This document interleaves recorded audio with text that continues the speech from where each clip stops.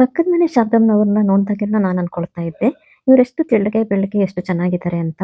ಒಂದಿನ ಅವ್ರ ಮನೆಗೆ ಹೋದಾಗ ಕೇಳಿದೆ, "ನೀವು ಥ್ರೆಡ್‌ಮಿಲ್ ಎಲ್ಲ ಮಾಡ್ತೀರಾ?" ಅಂತ. ಅದಕ್ಕೆ ಅವ್ರಂದ್ರು, "ಅಯ್ಯೋ ಇಲ್ಲ ರೀ, ನಾನ್ ಥ್ರೆಡ್‌ಮಿಲ್ ಮಾಡಲ್ಲ. ನನ್ ಮಗ ಥ್ರೆಡ್‌ಮಿಲ್ ಮಾಡ್ತಾನೆ. ನಾನ್ ಅದನ್ನ ಒರೆಸ್ತೀನಿ. ನನ್ಗೆ ಅದೇ ಎಕ್ಸರ್ಸೈಸ್ ಆಗುತ್ತೆ" ಅಂತ ಅಂದ್ರು. ಕಡ್ಲೆ ಹಿಟ್ಟಿನ ಫೇಸ್ ಪ್ಯಾಕ್ ನೋಡಿ ಕೇಳಿದೆ, "ನೀವು ಫೇಸ್ ಪ್ಯಾಕ್ ಮಾಡ್ಕೊಳ್ತೀರಾ?" ಅಂತ. "ಇಲ್ಲ ರೀ, ಮಗಳಿಗೆ ಅಂತ ಬೆರೆಸ್ದೆ. ನನ್ ಫ್ರೆಂಡ್ ಬರ್ತ್‌ಡೇ ಪಾರ್ಟಿಗೆ ಬ್ಯೂಟಿ ಪಾರ್ಲರ್‌ಗೆ ಹೋಗಿ ಹಾಗೆ ಹೋಗ್ತೀನಿ. ನಂಗೆ ಫೇಸ್ ಪ್ಯಾಕ್ ಬೇಡ" ಅಂತ ಹೇಳಿದ್ಲು. ಇನ್ನೇನ್ ಮಾಡೋದು, ನಾನೇ ಫೇಸ್ ಪ್ಯಾಕ್ ಮಾಡ್ಕೊಳ್ಳೋಣ ಅಂತ ಇಟ್ಟಿದ್ದೀನಿ ಅಂತ ಹೇಳಿದ್ರು.